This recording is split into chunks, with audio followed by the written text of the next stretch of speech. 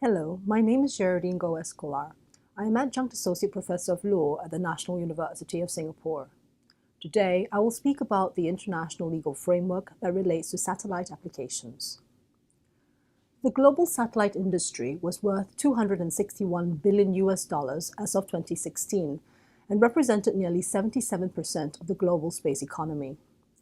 As of December 2016, there was a total of 1,459 operational satellites in Earth orbit, providing a multitude of services, including commercial and government telecommunications, Earth observation, scientific research, military surveillance, navigation, and meteorology,